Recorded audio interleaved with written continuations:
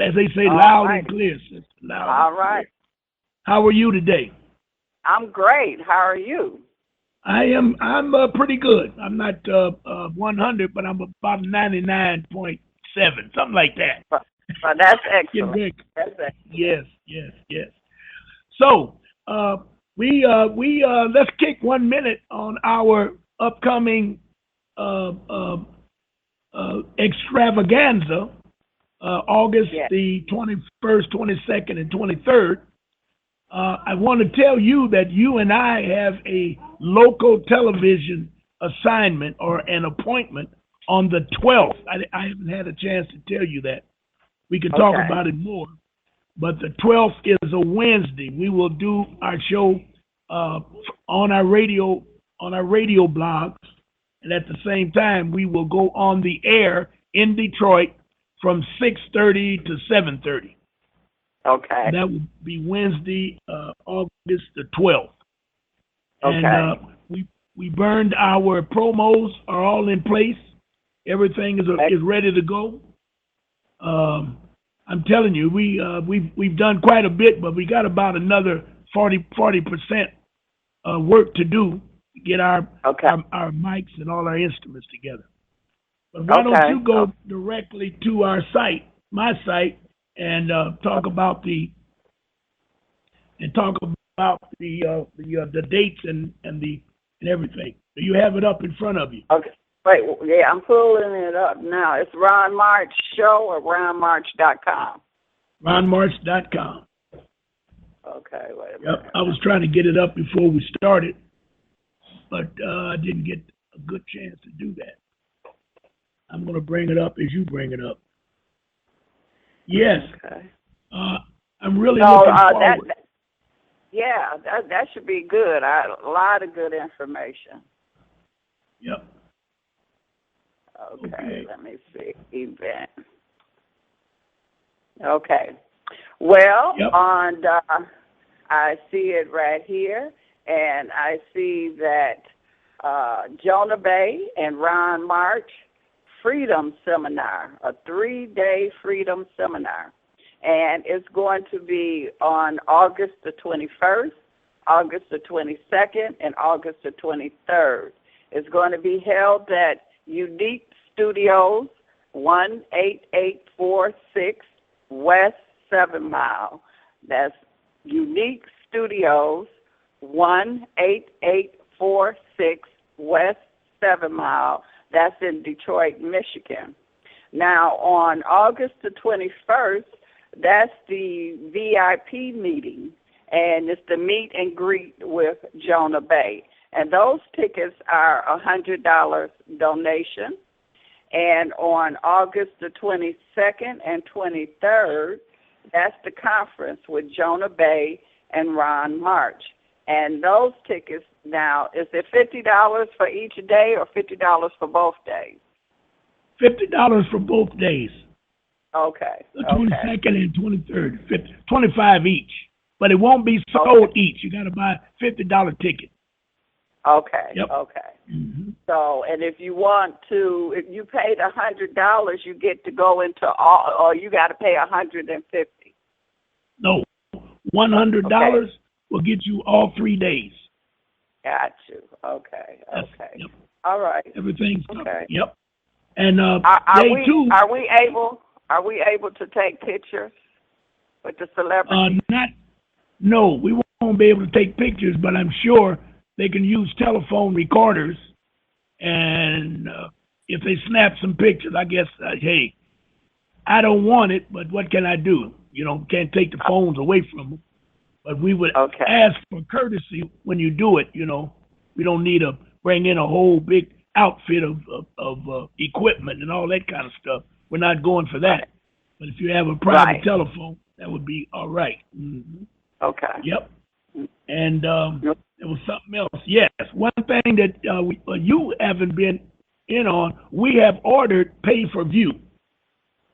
Okay. And, Yep. And as soon as we get the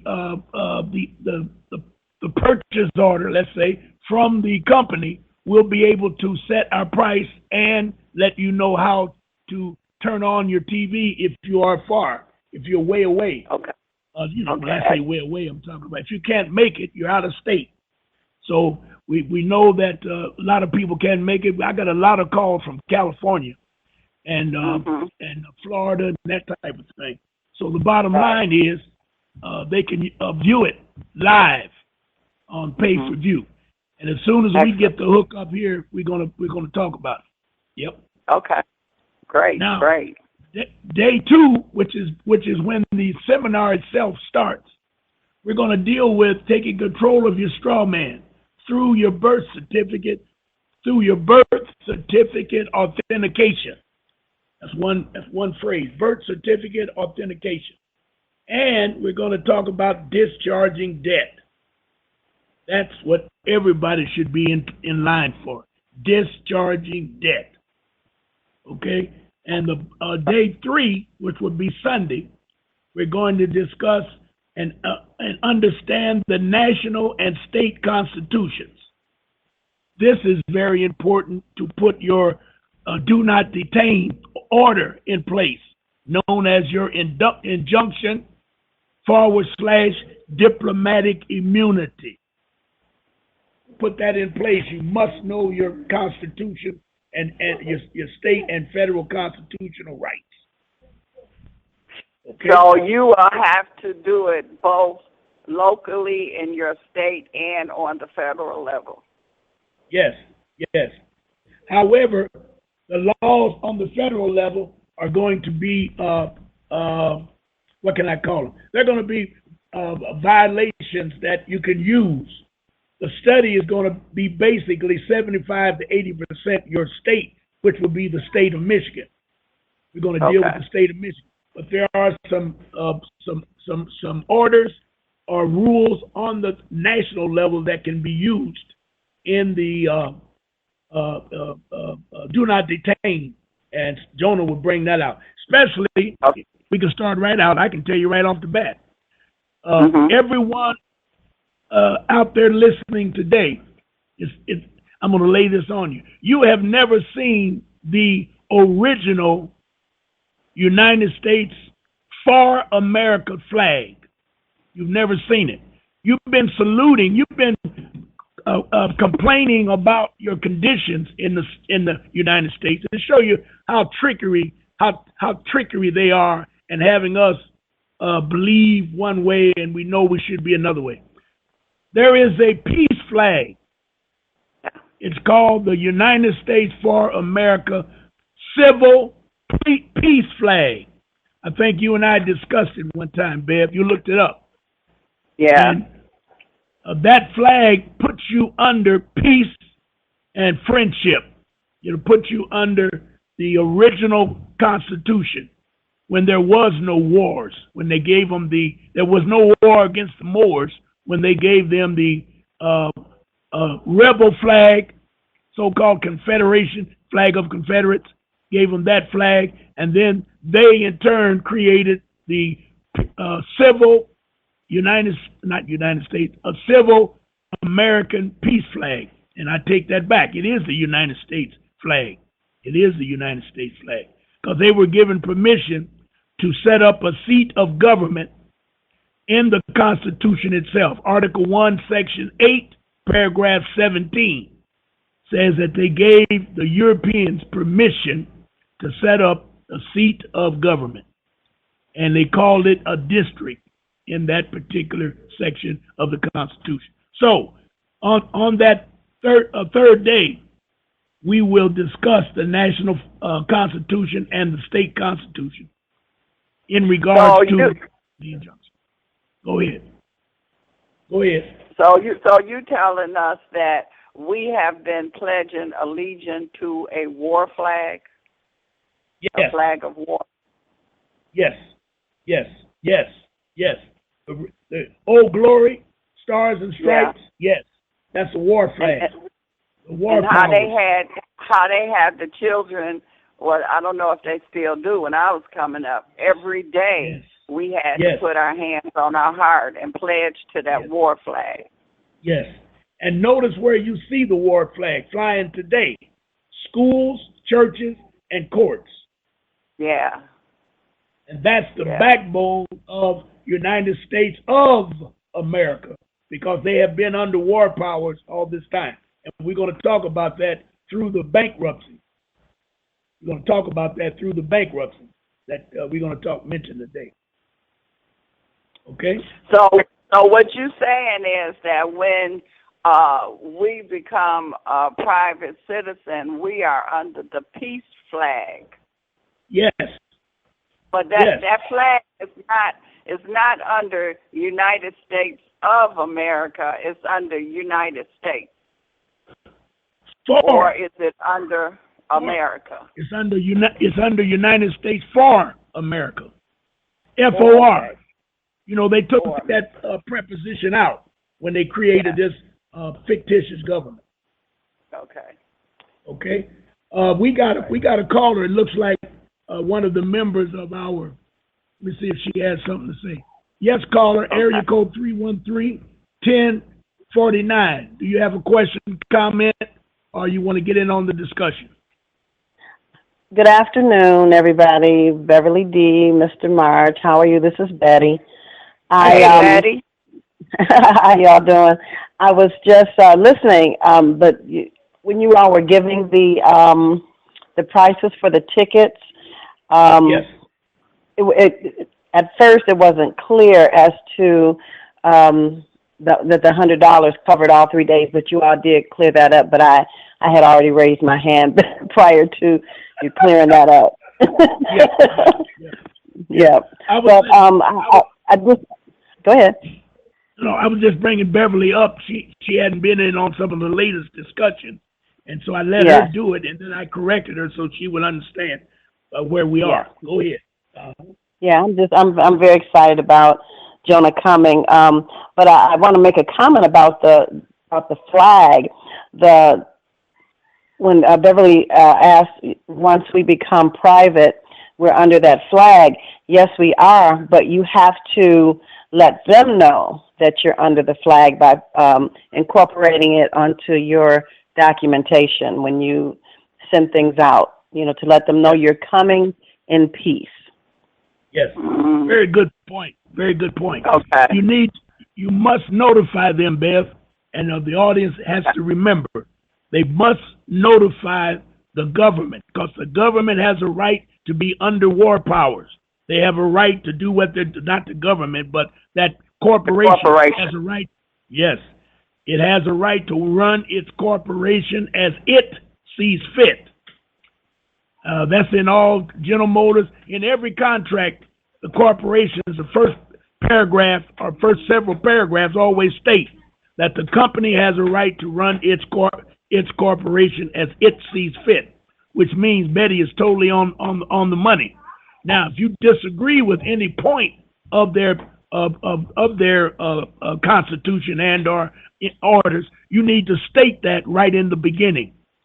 Which means when you do your paperwork, you must put that, you should put that flag at the top so they'll know you're coming in peace.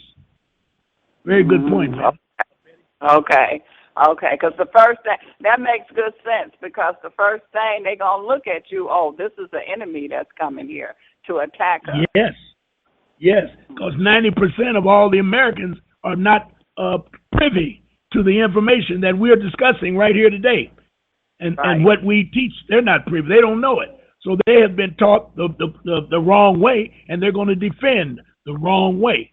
So when you put that flag up, just like Betty said, which is a very good point, put that flag up, you're letting them know you're coming in peace. Okay. Yes. Okay.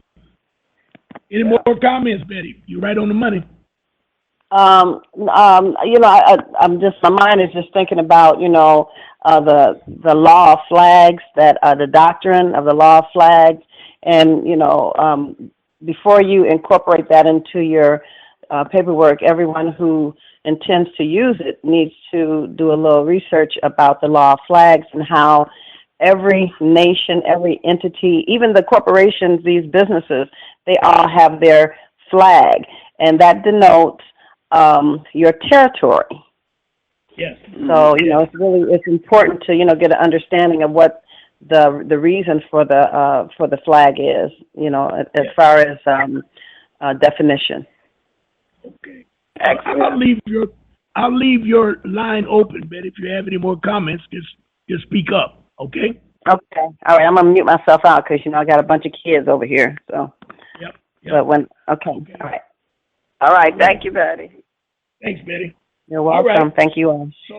So our steering committee, as you can hear, ladies and gentlemen, we are doing a job trying to make it the best seminar we can possibly make, and making it very honorable for Jonah Bay to come in and do his thing.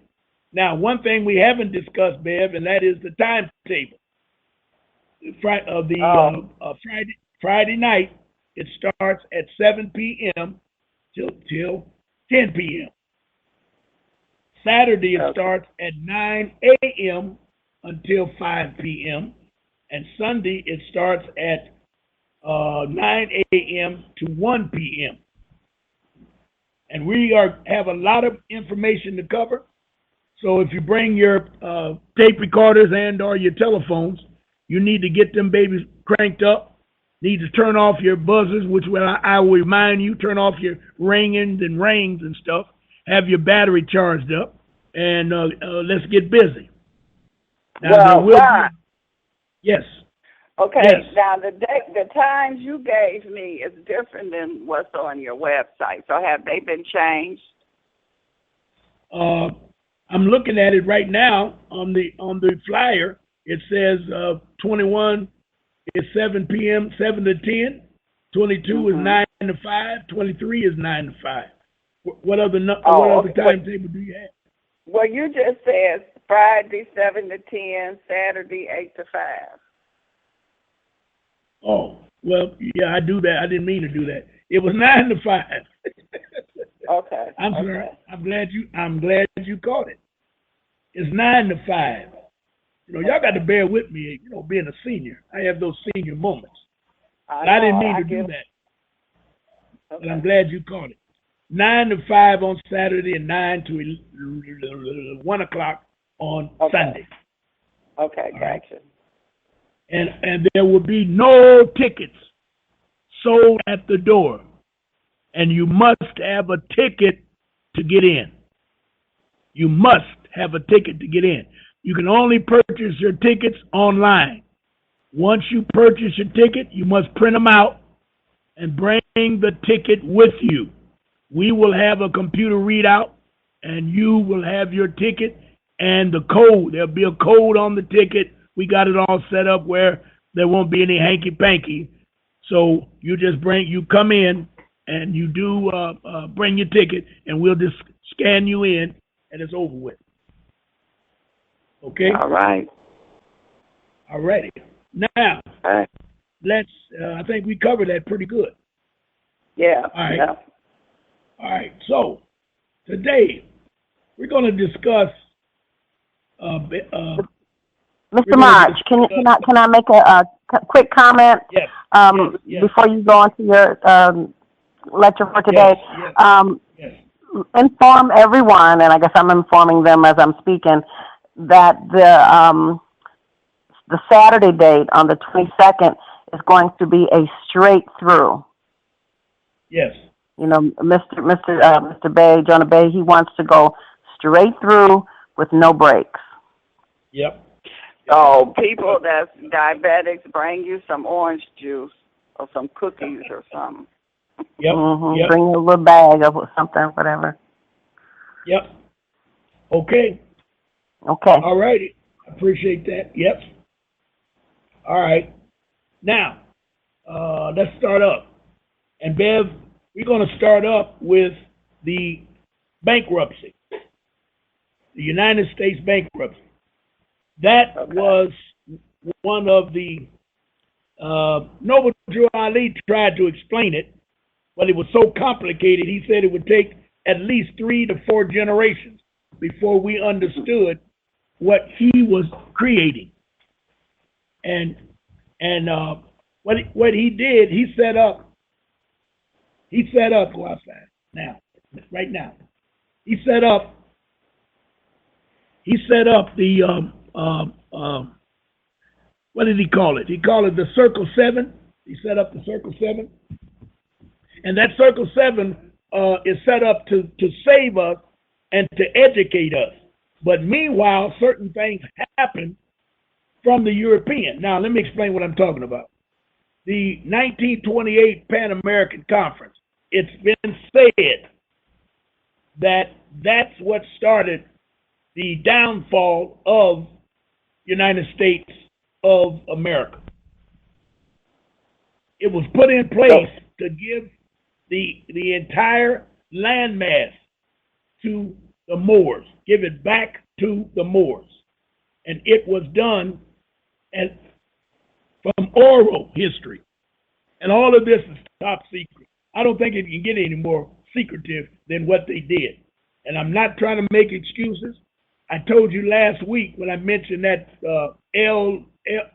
Ron Hubbard, when I mentioned him, if you study what he does, there was no reason for him to write an article called Ali Shuffle in order to create. He didn't write it, but it came from his students, a guy named Peter Moon. And it was no reason for him to write that article. I can see no reason. Because that article, the way it was written, proves from the article now, only from the article, it proves that something forced the United States of America to file bankruptcy. You know, they were doing good coming out of the 1900s. The only real problem they had, as Bobby L. used to say, was Jesse James, Frank James, and the whatchamacallit brothers was rob stagecoaches, and then came along Al Capone and stealing all the gold and silver. That was the only problem they had. But then it was found out that both of those hombres worked for the corporations. That's why they couldn't catch Jesse James and the whatchamacallit brothers, younger brothers, because they all worked for the corporations. They were compiling and hoarding the gold and silver. That's all they were doing.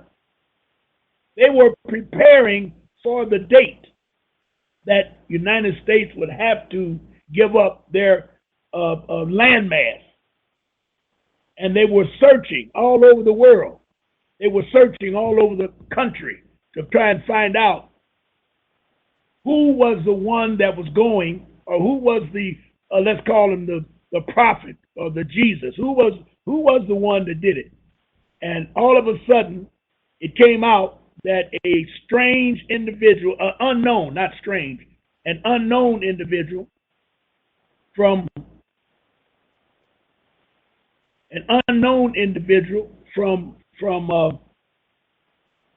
Arkansas. No, hell, come on, Ron, think. From South Carolina. Came out of there he was born in 1884, came out of there, went immediately overseas and found that, let me take a time out here real quick. Okay. And go ahead and ask your question, Bim. I can answer your question, but I got to do this. Very important. Okay. So, and the Circle 7, was yes. that back during the Depression time? What year was that again?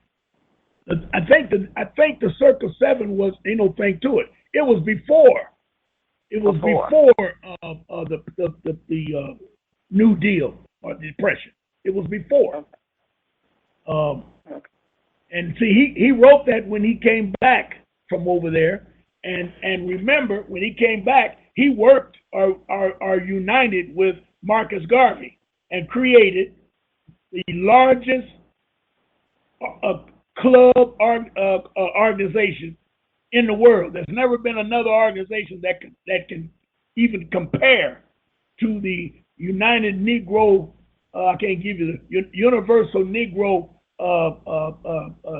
Somebody will give me the full name of Marcus Garvey. Okay. Yes, the full name. Right. And it was over 7 million followers, and there was no television, TVs, none of that. And they don't know how it was done. When they had their annual conventions, they had to go to large cities, and normally they mostly went to Philadelphia, and Philadelphia had to shut its whole process down when them brothers and sisters came into Philadelphia, and it scared the European half crazy. So they started putting certain things in place. Now, the first thing of notice, I know there are more, but the first thing of notice that was put in place approximately 1907 or 1908 was the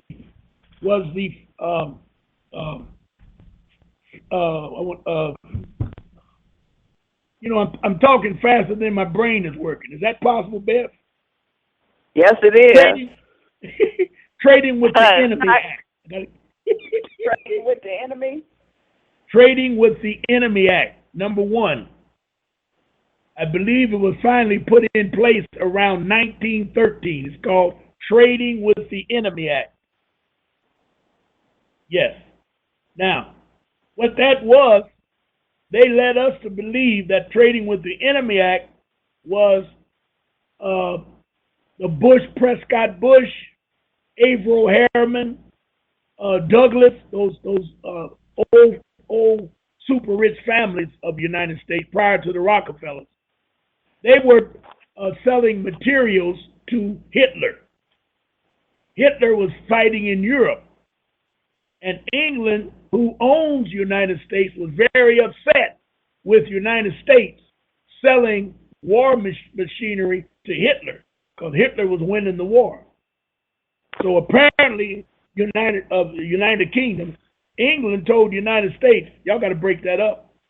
So they used the Trading with the Enemy Act to force those crooks to stop selling to the enemy. So they worded it as you could not trade with enemies outside of the United States. So that's where you get the within and without, without the United States. So Hitler, I got to take a break, Bev. I got a family, quick. I got my grandchildren with me. Give me a 2 seconds. Give me a 2 seconds. Okay. All righty. Let me talk about the seminar. Go ahead. Okay. Betty, go ahead, Betty. Okay, since we were on the topic of the bankruptcy, I wanted to read a couple excerpts from the congressional record of March 17, 1993, because, we all understand about, 1933 and, the abrogation of gold and all that. But this was a recent comment of one of the representatives. His name was James Trefficant, I guess I'm pronouncing it correctly, of Ohio. And, he's right along, and he addressed the body, explaining to them, you guys are really out of order. So if I can read just a couple excerpts from this congressional record, I'd like to, if I could. Go ahead. Let me close the door for the dog. Okay, I'm back, Biff. Well, wait. Betty is getting ready to read something to us from March 17, 1993. Yep. Okay, this is from the congressional record of March 17, 1993, that Representative James Trefficant addressed the body of Congress and made these comments about the bankruptcy. It is an established fact that the United States federal government has been dissolved by the Emergency Banking Act, March 9, 1933, 48 Stat 1, Public Law 89-719, declared by President Roosevelt, being bankrupt and insolvent, HJR 192, 73rd Congress, in session, June 5, 1933. Joint resolution to suspend the gold standard and abrogate the gold clause dissolved the sovereign authority of the United States and the official capacities of all United States governmental officers, and departments, and is further evidence that the United States federal government exists today only in name only. Then it goes down, and there's a lot of other information in the middle there. But my point in reading that paragraph was to let everybody know that the sovereign authority of the United States and its official capacities of all United States governmental officers, and departments, and is further evidence that the United States government exists in name only. That's very important. So that means that all these courts and all these departments, they're really void. And there's one more I'd like to read when he really was talking about the Federal Reserve note. There is a fundamental difference between paying and discharging debt. To pay a debt, you must pay with value or substance. Example, gold, silver, barter, or a commodity. With Federal Reserve notes, you can only discharge a debt. You cannot pay a debt with a debt currency system. You cannot service a debt with a currency that has no backing in value or substance.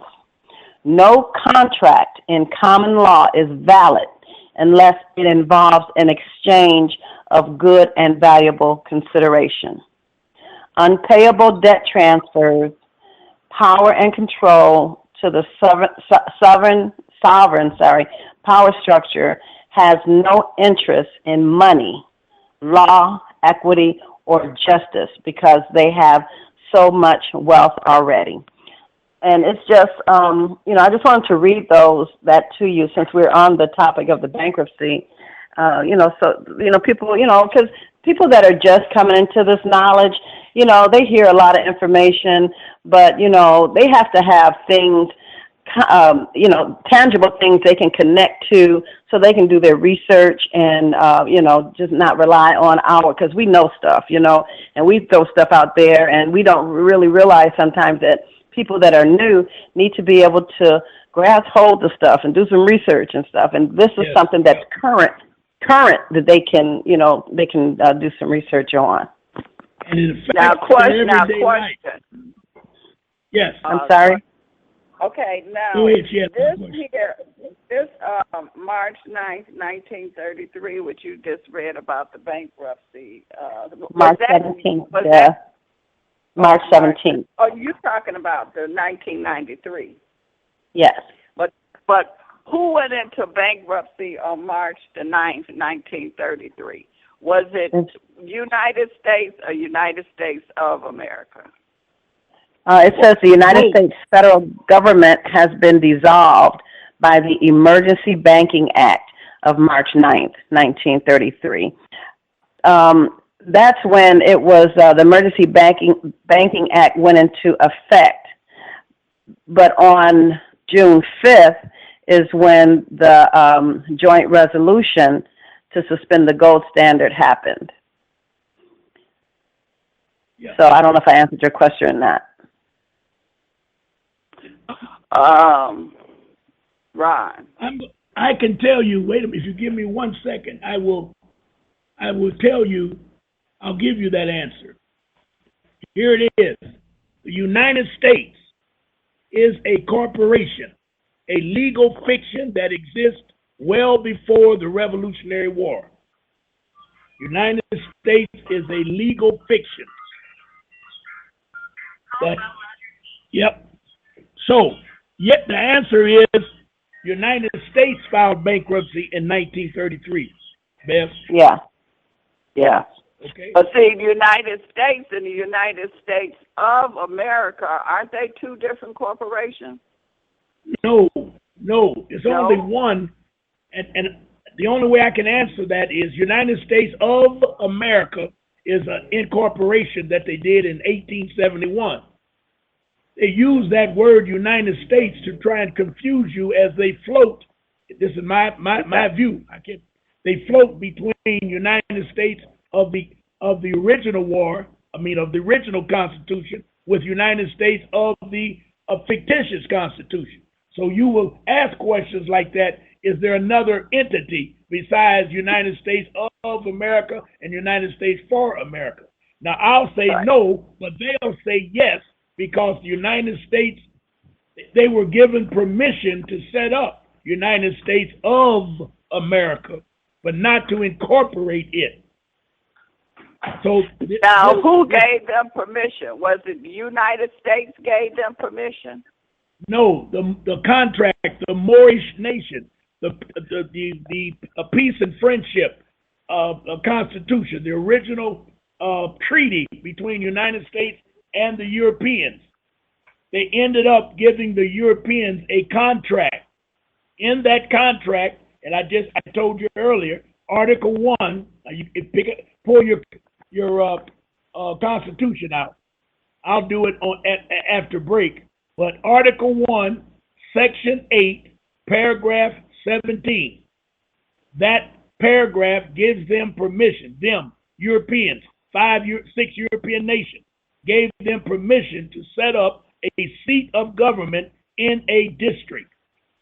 And that was signed back in 1789 when they set this thing up.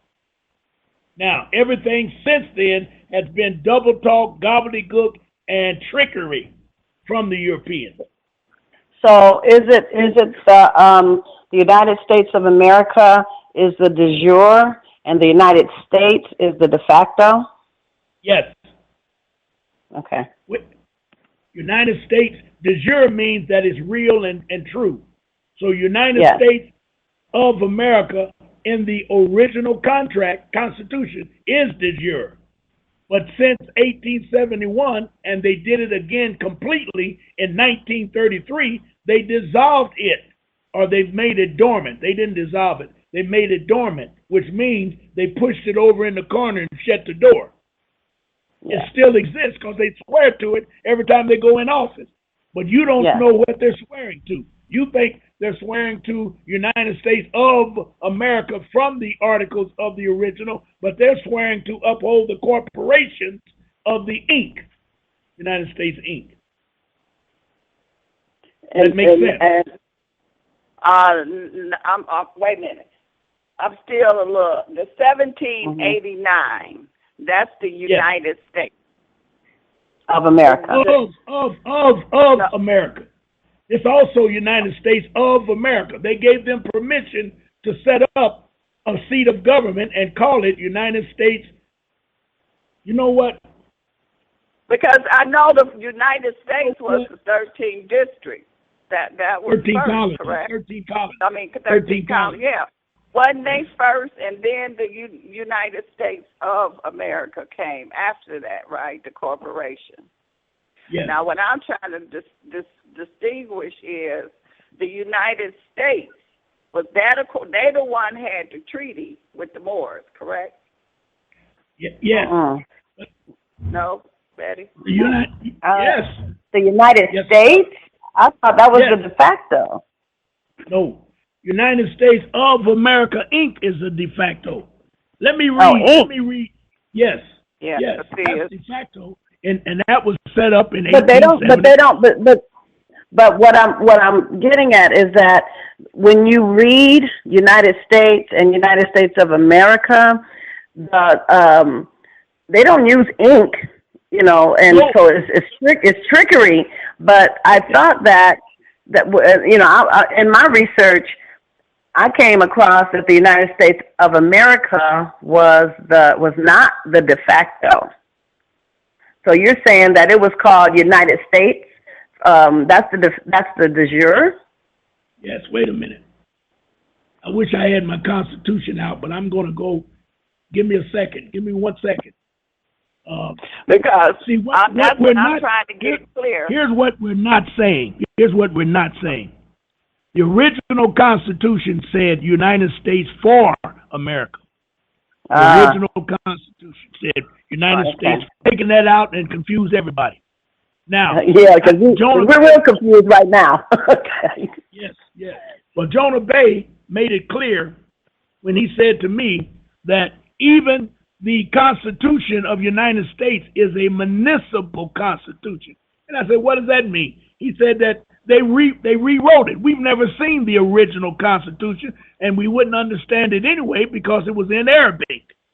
Right. And then they try and tell you that it was translated by some professor, some super professor, and we supposed to take that as being for real, that super professor was honest, and we don't know who that super professor was, but yet they'll say, okay, and this is how it was translated. Well, we don't know that.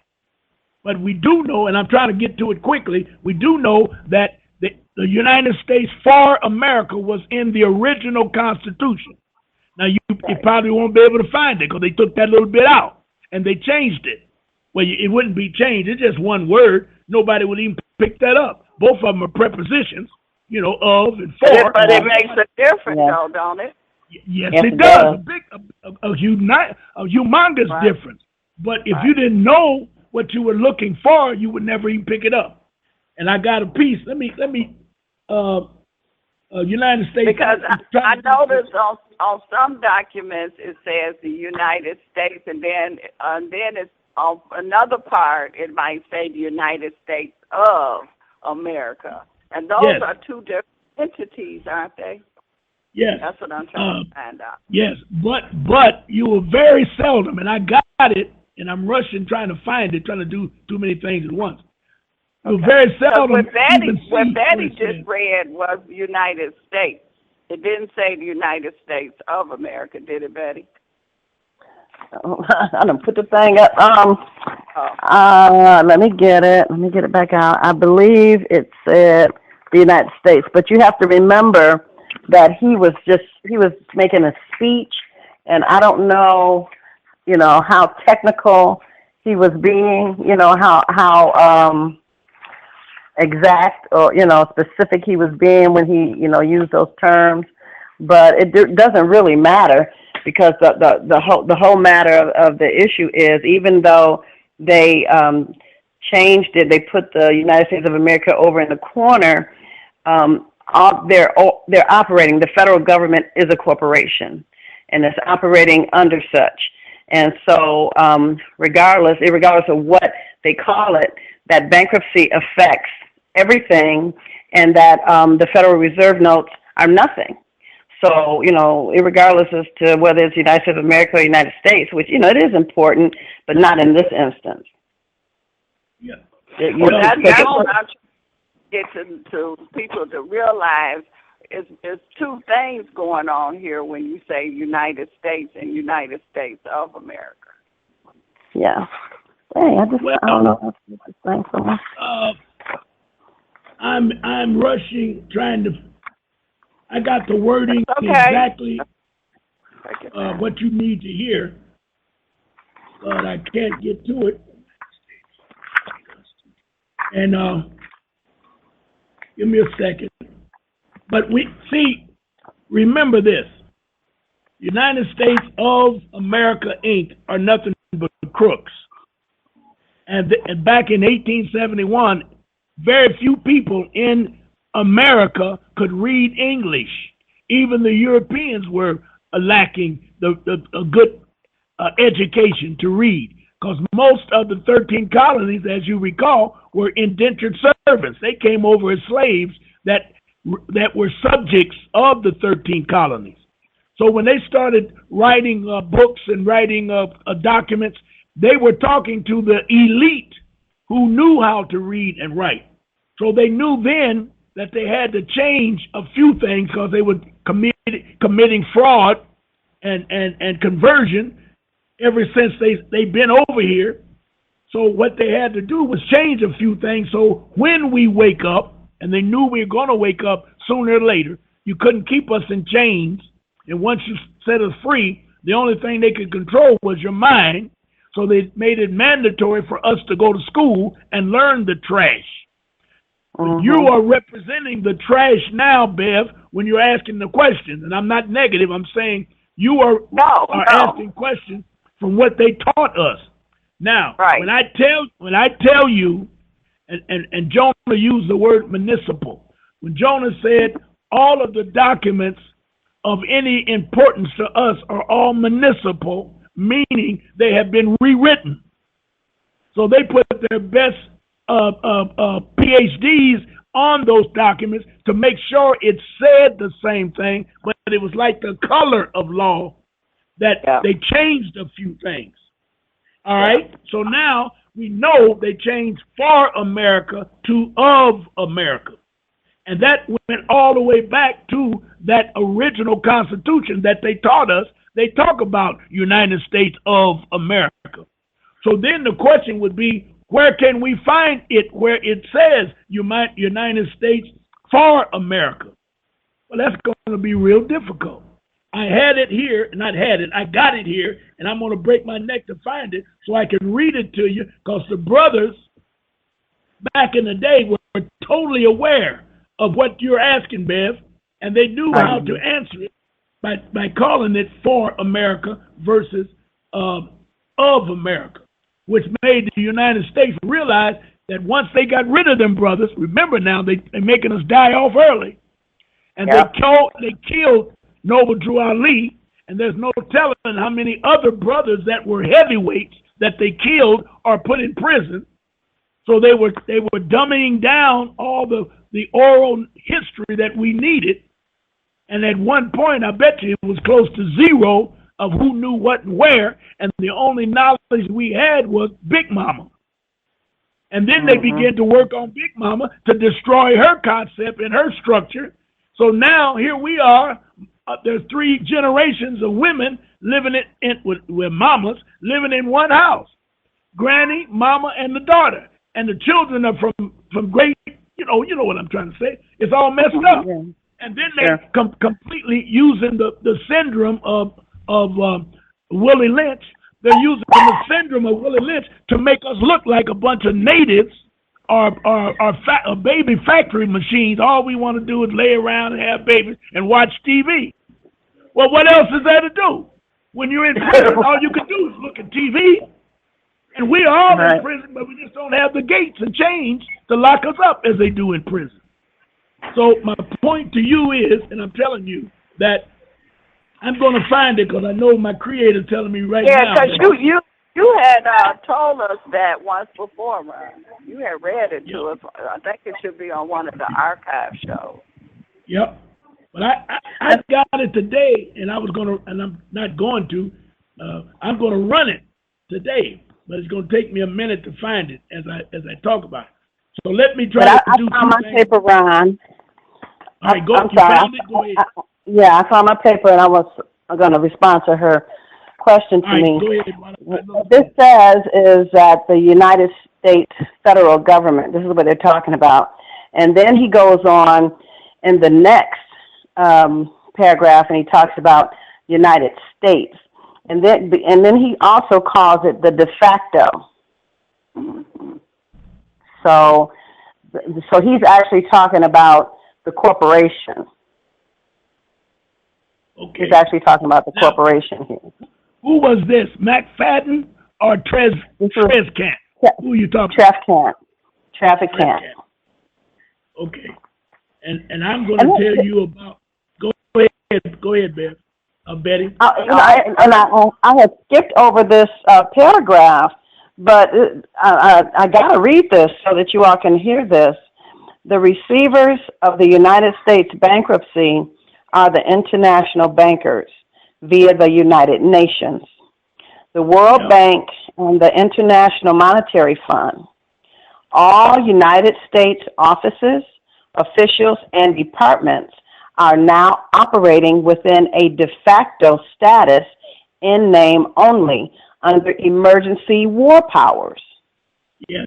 With the constitutional Republican form of government now dissolved, the receivers of the bankruptcy have adopted a new form of government for the United States. Not of America, it says United States. This new form of government is known as democracy, being an established socialist communist order under a new governor for America. This act was instituted and established by transferring and or placing the office of the Secretary of Treasury to that of the Governor of the International Monetary Fund. Wow. Public Law 94. Go ahead. Yeah, now see, if you don't understand, he just said America, he said the United States, he said the United States Federal. I mean, you got to be able to connect them dots from what he's saying. He said all three of them. Well, actually, what he said, I'm looking at this. He said the United States. He said United States offices, and then he goes on and he says government for the United States, and then he says, when he's talking about, he doesn't say United States of America. He says order under a new governor for America. He did not say United States of America. Mm-hmm. Okay, he just said for America. Right. Okay, but then it goes on here. It says the U.S. Secretary of Treasury receives no compensation for representing the United States. I don't see. He talks about the United States of America, but he's talking about it when he's talking about gold and silver. Oh, wow. Okay. All right. Well, I'm not having any luck looking for what I know is here, which is really making me upset. But no big deal. Right. Yep. All right. But it's the corporation. It's the actual corporation that is de facto. And, you know, everything now, you know, in my mind, everything is de facto. You would have to reach way, way back to get anything de jure. You know, and in my mind, de jure still exists, but unless you bring it out of its closet, you got, you know, everything else is de facto. So, you know, we're coming at them as as de jure, and they, you know, they're screaming and hollering because they don't know nothing about that. All they know is this BS that they put out here. Yes. That's why it's so difficult for us to get any type of a redress, because we're dealing with idiots. And I don't mean that negative. We're dealing with people that have no idea what we're talking about. Absolutely. And all we have to go on is our knowledge of the Constitution and the state constitution. That's why Jonah coming here is going to be so important, that we understand what we have to do and learn our rights through the state constitutions and the national constitution. But you know what, Ron? Yes. Well, I don't feel like all of them are idiots.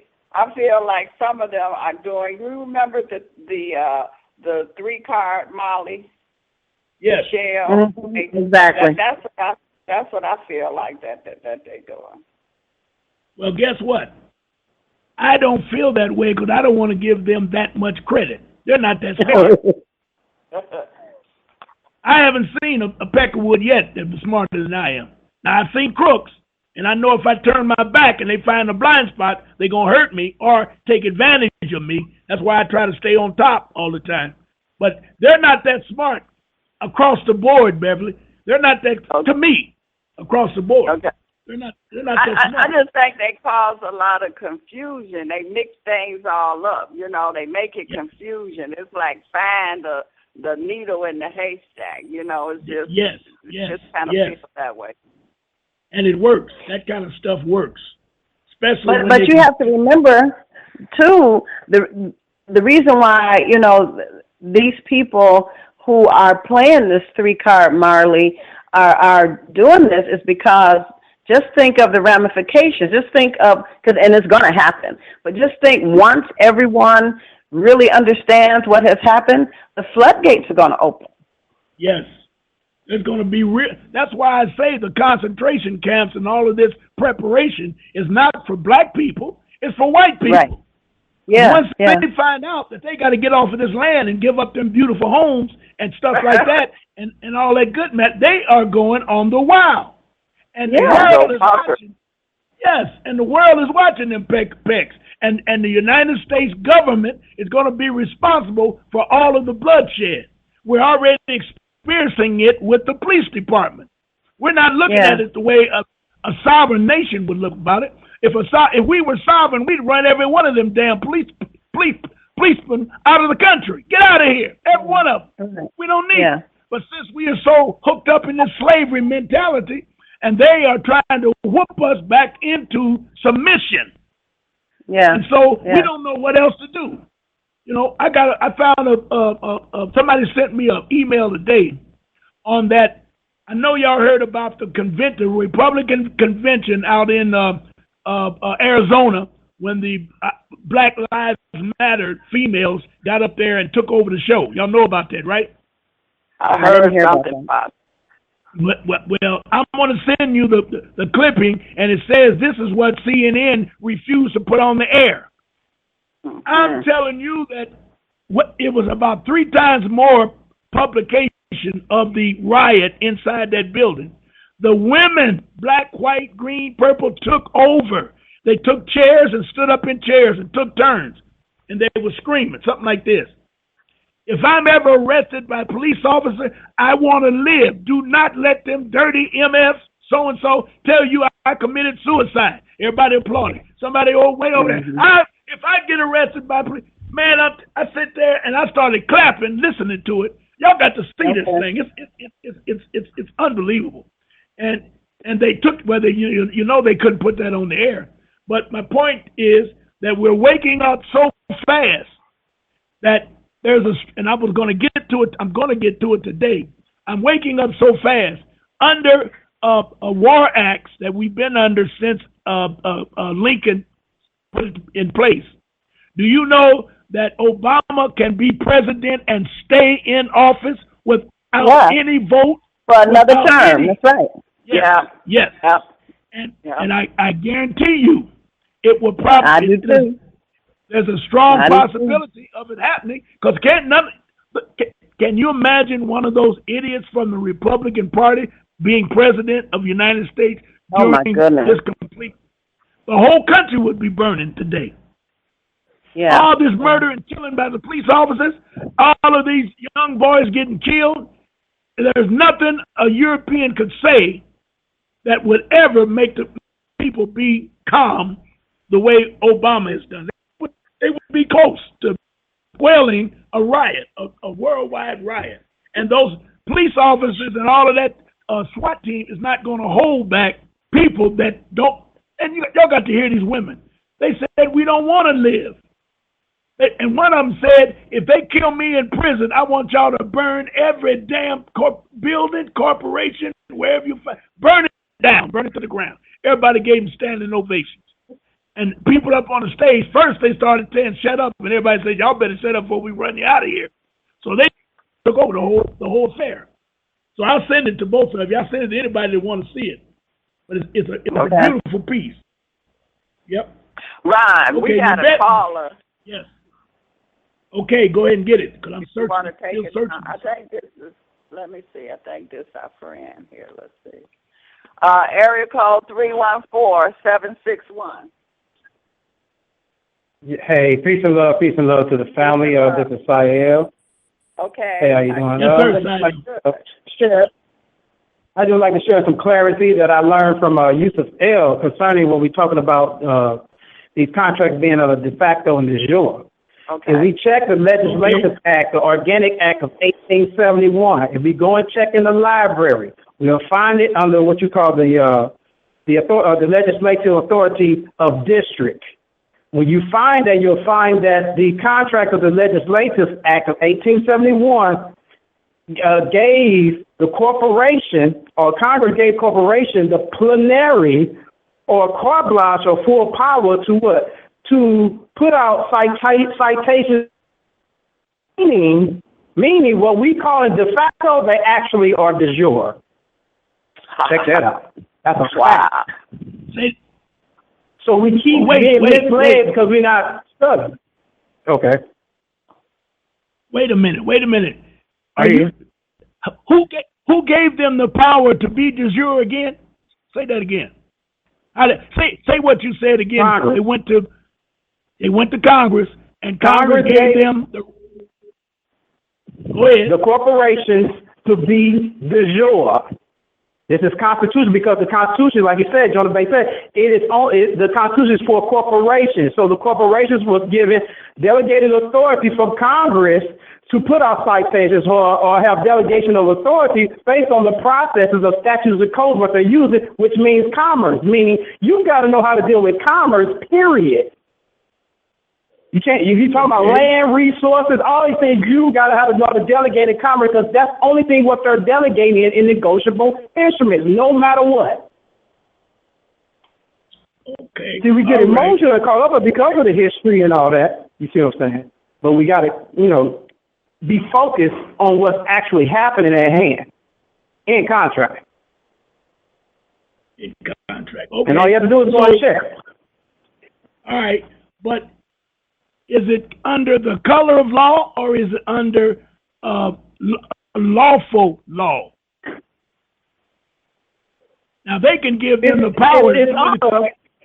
It's under colorable law, but understand this, Ron. We're under the contract due to under the statute of colorable law, meaning we're not owning our trust. We're not conducting our trust, meaning we're not operating in commerce.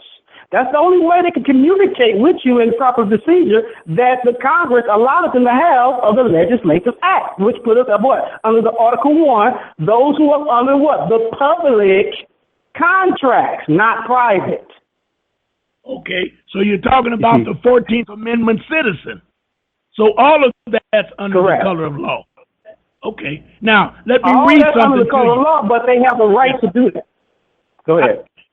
Stop using that word right. I don't want to mix this.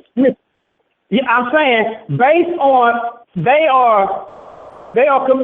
have been given, they've been commissioned to do that under the Constitution, under Congress. You can find this all in the law library, based on the districts of the authority. All right. You hear me? Now listen. Yes, I hear you. Okay. Now listen to this. Yeah, I can't cut it out. No. You. I want you to hear this. Government descend to the level of a mere private corporation and take on characteristics of a mere private citizen, where private corporation, commercial paper, Federal Reserve notes, and securities checks is concerned. For purposes of suit, such corporations and individuals are regarded as entities entirely separate from the government. It's called the Clearfield Trust Company versus United States in 1942. I'm not finished. When the Clearfield Doctrine is, what the Clearfield Doctrine is saying is that when private commercial paper is used by corporate government, then government loses its sovereignty status and becomes no different than a mere private corporation, a 14th Amendment citizen. As such, government then becomes bound by the rules and laws that govern private corporations, which means that if they intend to compel an individual to some specific performance, such as make payments, based upon its corporate status or corporate rules, then the government, like any other corporation, must be the holder in due course of a contract or other commercial agreements between it and the one upon whom demand for specific performance is made. And further, the government must be willing, hold on. And further, the government must be willing to enter the contract or commercial agreement into evidence before trying to get the court to enforce its demands, called statutes. This case is very important because it is a 1942 case after the Erie Railroad versus Tompkins, United States in 1938, in which the legislature and judiciary changed from legislating under public law, which is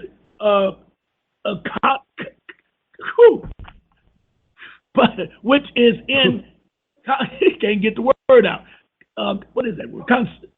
Well, let me just skip that sucker. Which is in concert with the Constitution to legislating under public policy according to wishes of the creditor of the United States Corporation.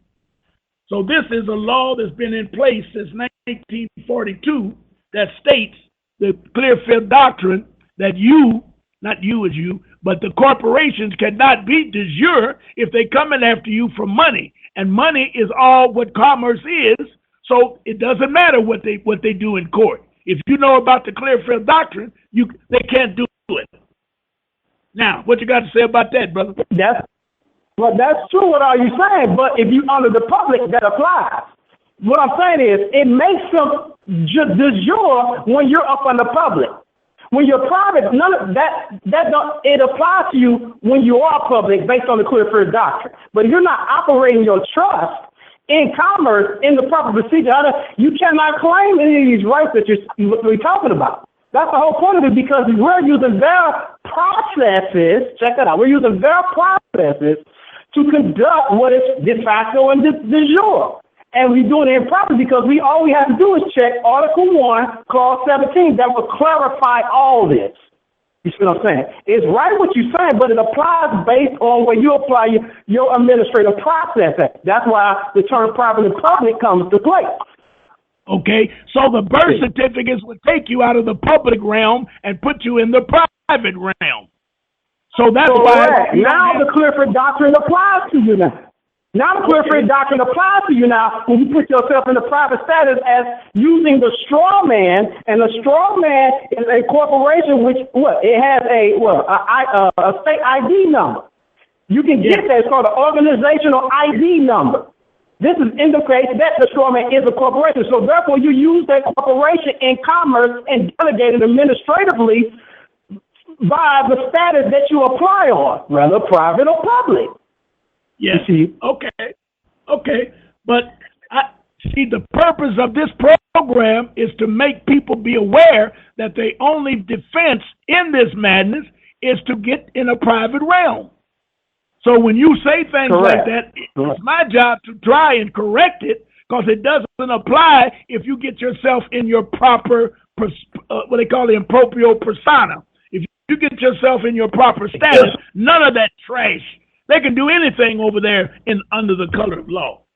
And I agree with you. But we want to make sure they understand we don't want to paint a black picture. That's what I'm saying. Okay. Yeah, I don't want to confuse the people saying that what they're doing, all this evil mumbo-jumbo they're doing, is really right in nature. But what I'm saying is right by contract. It's been considered, it's been signed, it's been an act that's been passed. So you have to honor the act that's been passed. In order, if we want our treaties to be honored, we have to honor the treaties that's in place. That's why they smile and do this stuff, because we're not learning the law in the proper procedure of private and public. Yes. That's all they have in the private. That's all they're doing. And we deal with the surface of it, and we think we got it, but we're not in private status to even complain about the issues that we're talking about. Correct. You see what I'm saying? We sound like Jesse Jackson. Yep. I want to make sure that we keep the door open for a remedy. There's got to be a remedy. When Betty ran her piece on Tresvat, and I'm going to tell you about the one that really put the needle in the haystack was McFadden. When I tell you about him, there has to be a remedy for all of their madness. I don't give a damn what they do. They have to give us a way out, because we are not a part of their BS. I like to share a little bit more news. I didn't get all the information, but you probably want to look this up. It's a guy from, I forgot his name, but he's from Shechem, Amexem government. They actually have formed an actual government, and they have a real court system, literally. I got that. These people have just some boundaries. Yes. Oh, okay. They've already, they're suing. Yep. They're suing the state of Connecticut. They're suing the state of Florida. And I think they're suing the state of Louisiana because of Katrina, and the land belongs to the Moors, that type of thing.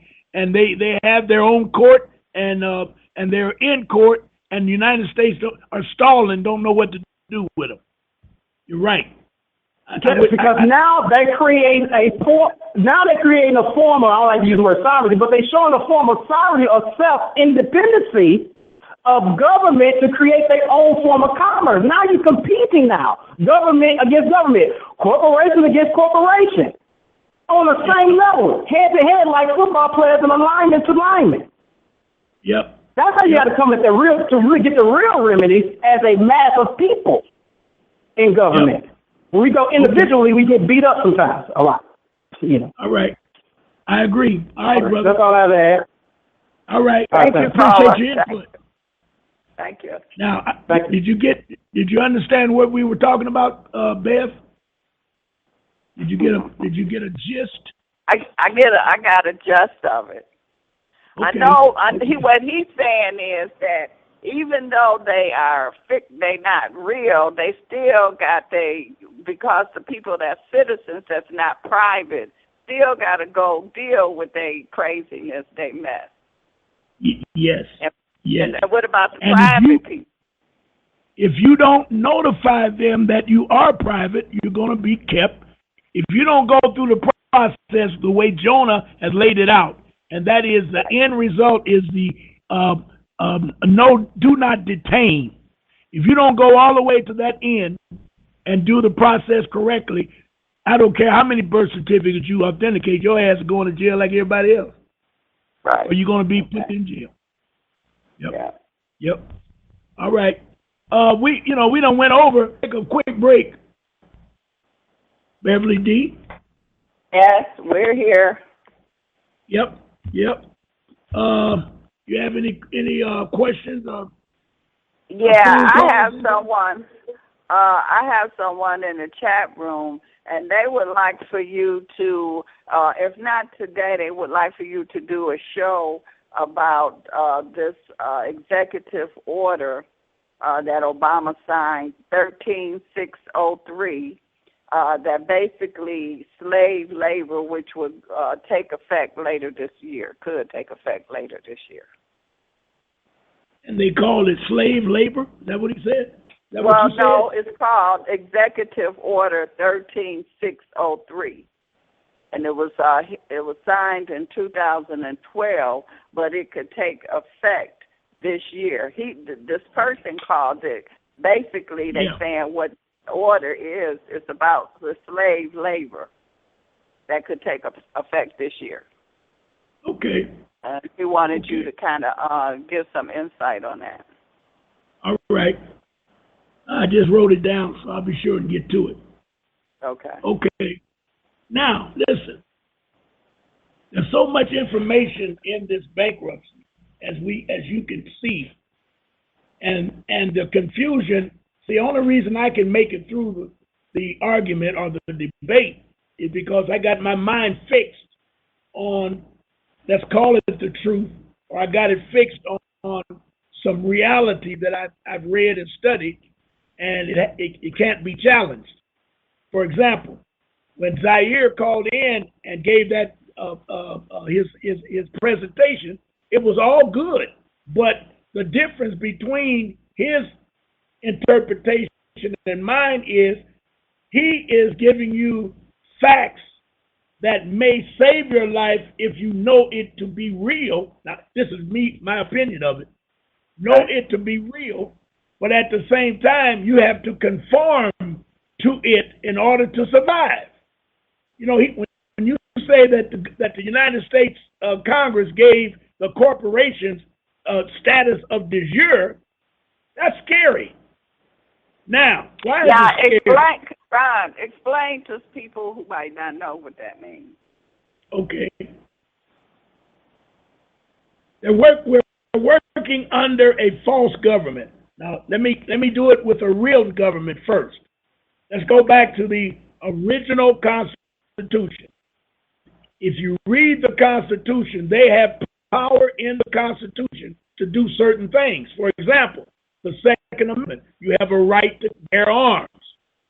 So they could pass a law that says everybody can put a pistol on their hip, or everybody can have a rifle on back.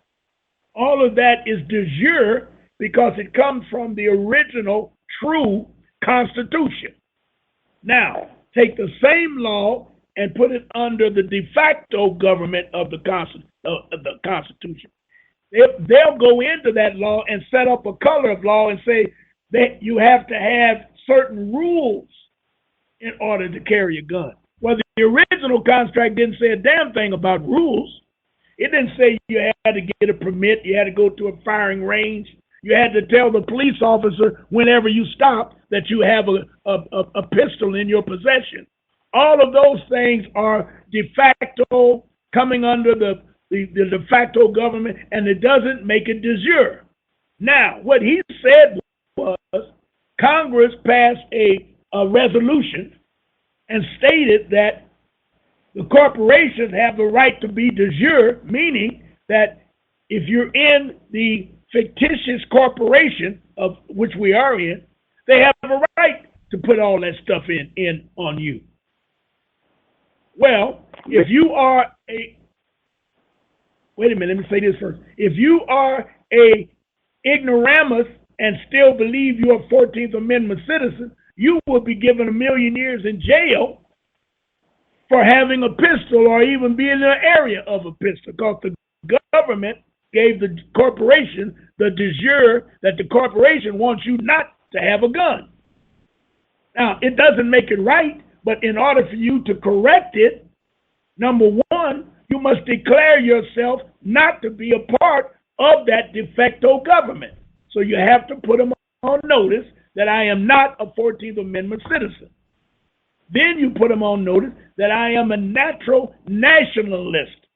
Ron Marx is a indigenous American, which makes me an American nationalist. I'm a national, American national. Now, they don't like that because they don't have any jurisdiction over me. And I put them on notice. Now, that doesn't mean that I get stopped by a police officer in Timbuktu, Texas, and he takes me to a justice of the peace back up in the hills, and the justice of the peace fined me $18 trillion. I don't care what I say to him. He's not going to stop because he's an ignoramus and he thinks he's in the right government. And if I don't know my rights, I'm not going to argue with him because I'm in dangerous territory or foreign territory anyway. I'm going to pay or try to do what I can to get out of it. But once I get out of it and get back into my domain, oh, he's in big trouble. Does that make sense? I might have taken it too far. I was trying to explain, because see, people think because they got a birth certificate, they got rights. Well, you do. You got rights without your birth certificate. But who are you going to tell it to? If you're going to tell it to this fictitious government, they're going to laugh at you. Say, oh, yeah, you think you got it, huh? But I tell you what we're going to do for you. Your ass is going to jail tonight, and tomorrow we're going to hang you at noon. You got a problem. So you need to be sure and keep on. That's why when you send your paperwork in, you're under the peace flag. They know they're dealing with somebody that knows more than they do. Because the person that opens up the mail, once they see that flag on there, they're going to take it to the boss and say, I don't know what this is, but this guy done put this flag on there. What does that mean? Boss say, I'll take care of it. You go back to work. That's how that works. Right. That's why I tell you about movies I watch, such as El Cid, when those Moors were taken before the Spanish European government to help them, and that king told the Moors, get on your knees and bow because I'm a king. The Moors just looked at him. They didn't argue with him. And Charlton Heston, who played El Cid, he went to screaming at the king. No, stop! You don't do that to these people. These are different. The king said, I don't give a damn who they are. You're gonna bow to me. Bring out the guards. And the brothers made a about face. It was about 10 kings. They made a about face and walked out. Now, that's how you have to handle it. You can't stand there and argue with him on his own turf, in his own jurisdiction. You're violating his rules. And while we're on this, I'm going to say, if you get your if you plan on operating in the realm of privacy, all of you out there, and if you do not put the courts on notice 10 to 14 days before you go in, they can lock you up for contempt of court. You got that, Beth? Got it. You want to know why? You gotta send them that notice with the flag on it, right? The peace flag. Yes. And in that notice, you're going to tell them your status, who you are. You're going to give them an opportunity to set up the court only for you. You're not allowed to go into their so-called de jure court. I'm going back to what Zaire was saying. You're not allowed to go in there and make a fool out of that judge. And I hate to use the word allowed. Yeah, but so that's why I forgot that young lady's name. When she go to court, they put everybody out and they lock the door and put a guard at the door. Is that why they do that? And she's in there by herself. Judge. Yes, ma'am. Yes, ma'am. Okay. They did that to me down in 36th District. I didn't realize it until she told me. She asked me if I would go outside because of the lawyers that were in there. They had clients and they had to go to other courts. And would you please help us out? That's how she said it. Mm-hmm. Would you please help us out by letting them go before you? And as you were speaking, Mr. Marsh, I wrote down exactly what you said and where you stopped. I will read this for you when you come back in, and we will let you start right where you finished. Now, I could have showed out, made an ass out of myself, and would have been locked, stock, whatever. I said, yes, ma'am. And I walked out. And they came out about a half hour, 20 minutes, a half hour, and said the judge will see you. When I went back in there, wasn't nobody in there. But you and the judge and the lady. And yeah, the lady judge and her clerk and the lawyers for Trot and Trot. Okay. And I went to rapping and raving. Well, anyway, we ain't got to go into that. But I learned that's true. What you just said is true. Mm-hmm. Now, she has all the rights to find me for contempt of court because I am disrupting her court when I come in there trying to be a smart aleck. Even when you walk in with your fezes on. Mm-hmm. They would like for you not to wear the fez because the other people in there know that they're going to stand around because there's going to be some action in here. Now, I'm not saying don't wear your fez. I'm just saying you will create that atmosphere. Now, if the judge is smart, when your name is called, she'll stop it. Or she'll ask the clerk, find out who that is in there, find out what his name is, send somebody out there and tell that chump to get out of here until we come. They'll figure out a way to deal with it. You dig? Right. But they don't want you to come in there running all that heavyweight stuff. It don't work. And according to all of my research, they have a right to protect the court because they have a right under that de jure government that Sierra was talking about, Zaire was talking about. Under that de jure government, they have to protect their citizens, their subjects. Yeah. And their protection is to make sure they stay dumb, stupid, and slaves. It's not your job to wake them up in the courtroom. Okay? Yeah. All right.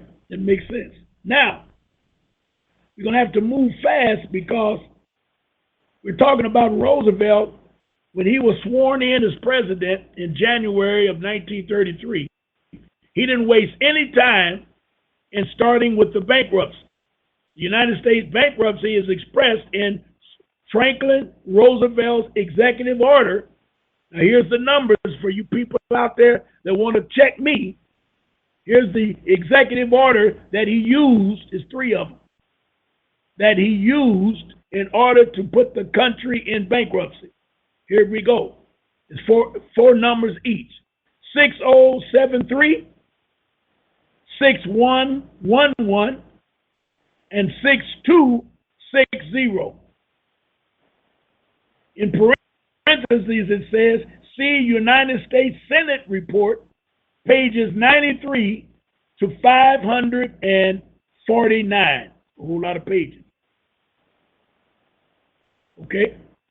Now, under the Trading with the Enemy Act, I mentioned that earlier, of 1917, it was codified as United States Code, USC, Title 7, Section 95A, House Joint Resolution 192 of June 5th, 1933, confirmed in Perry versus United States case, cited 29, well, whole lot of codes and stuff. But they put when they filed this bankruptcy, they codified the Trading with the Enemy Act, which was passed in 1917. Now, codified means they're getting ready to hurt somebody.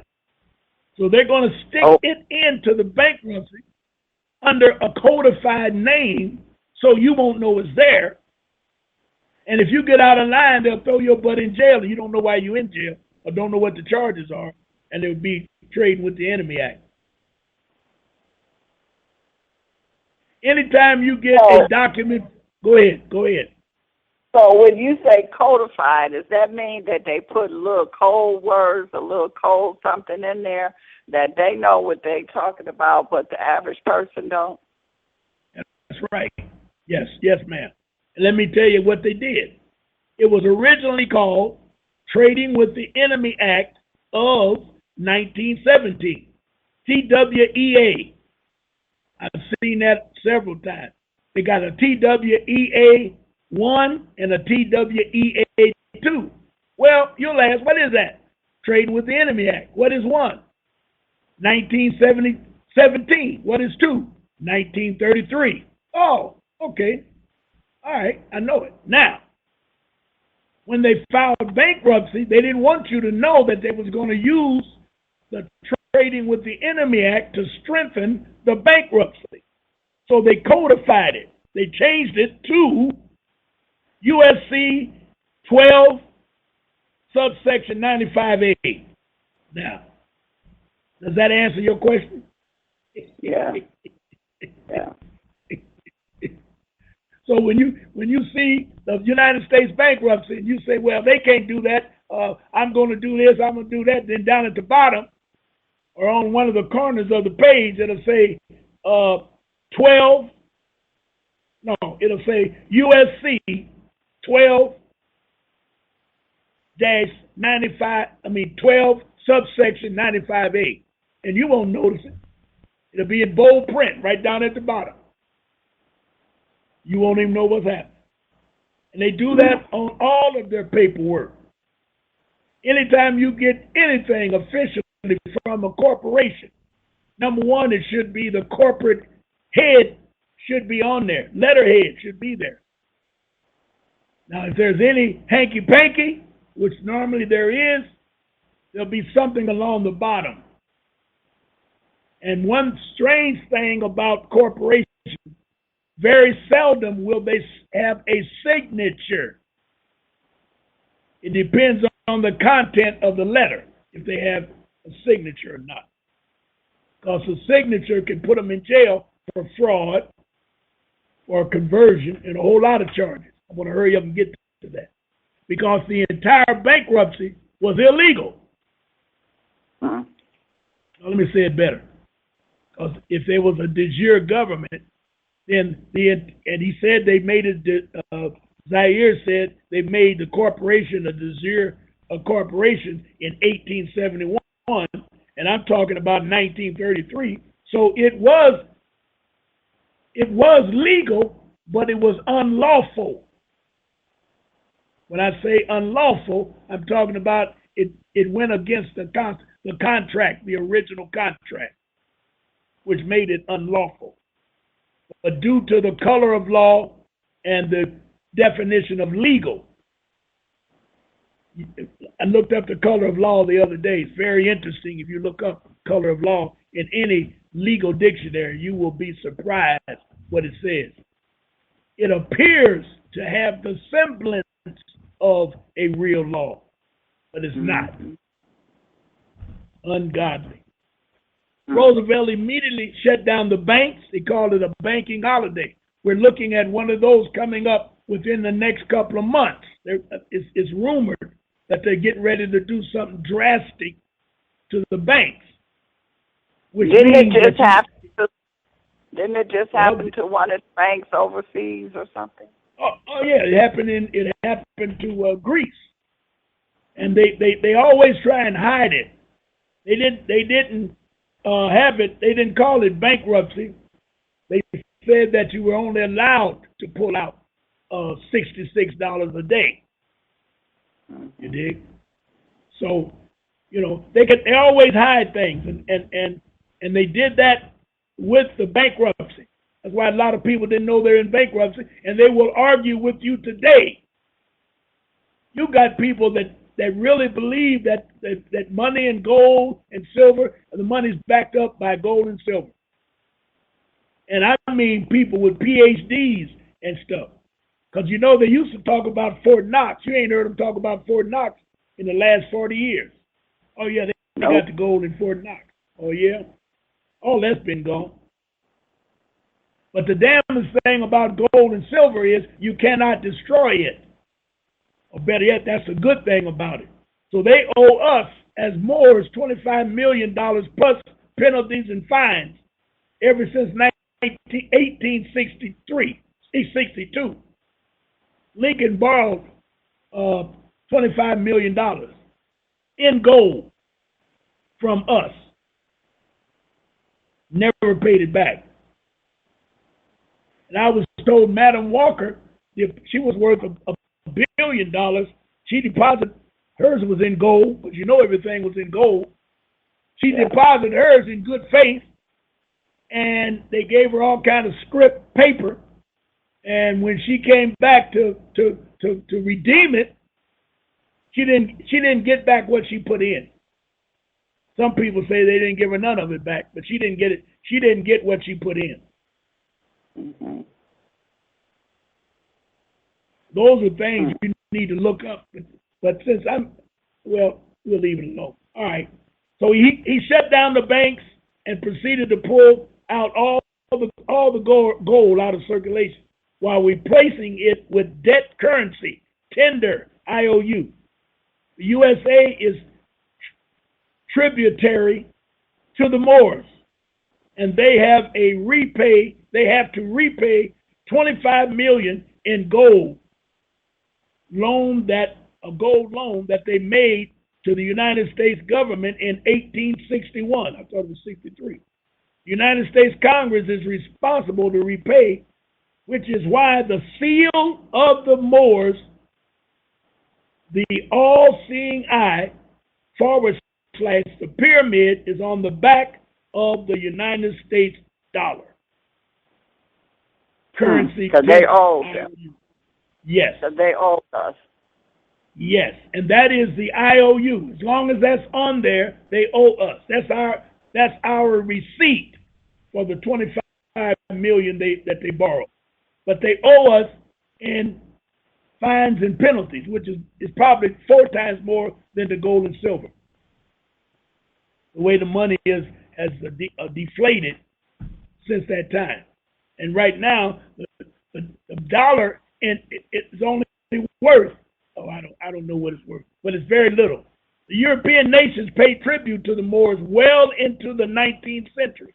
The Moors had control of the Atlantic and the Mediterranean, paraphrasing. This is why the United States Marines sang of defeating the Moors from the halls of Montezuma in Mexico to the shores of Tripoli in Italy. That song was written in mockery of the Moors after they defeated the Moors, confirming in song the extent of the Moorish empire or dominions of Amaxium or the Atlantis. United States is not a nation nor a nationality. Note, United States of America, but America, let me get this right, El Morocco is not of the United States. United States is of America because it's in America, but not the United States.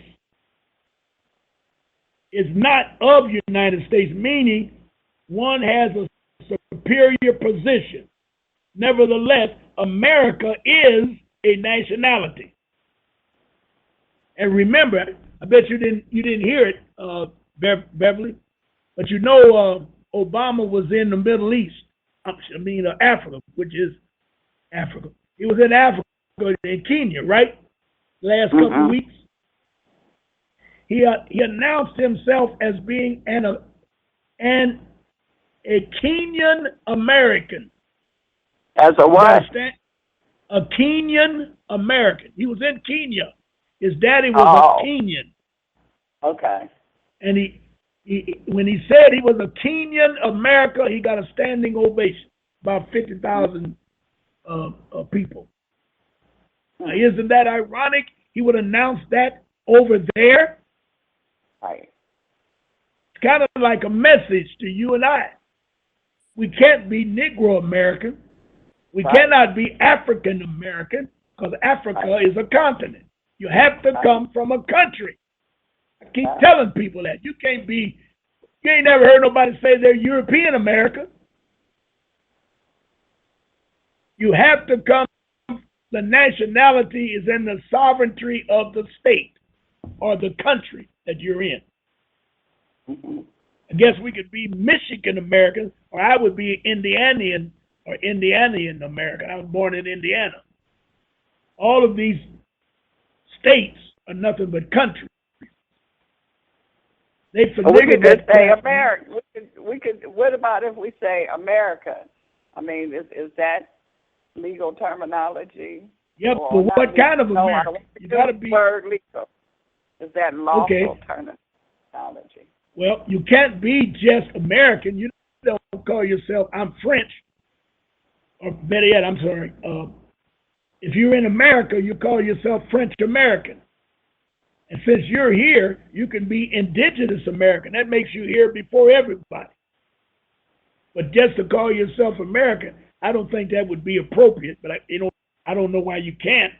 I'm American, okay. But then I'll ask you, are you North American, South American, or Central American? What's going to be your answer to that? And that will be on what our name is going to be, El Bay Day, and we need to research and find out. No. You said, can I just be an American? And I said to you, okay, if you do that, are you a North American, South American, or Central American? Now, if you say I'm North American, that means you come from the continent of North America. You cannot come from the continent. In other words, you can't say I'm an African American because Africa is a continent. North America is a continent. Am I right? Yeah, you're absolutely right. So I would have to say. Go ahead, I'm listening. Let me hear it. But then, okay, if you say you a Michigan American, okay, but then Michigan is a corporate. It was created by this corporation, right? No. Michigan is one of the few states that, upon the founding, let me see. How can I see? There were two governors in Michigan when it first started. There was a provincial government appointed by the United States. That's when they were stealing. And then there was the elected governor of the state of Michigan. Mm-hmm. Now, all of the states were not like that because most of them were founded after they became a state. So they were in territory. But Michigan and this so-called Northwest Ordinance that turned out to be 5 states, that was set up by the second president. What's his name? Whatever his name, Andrew Jackson.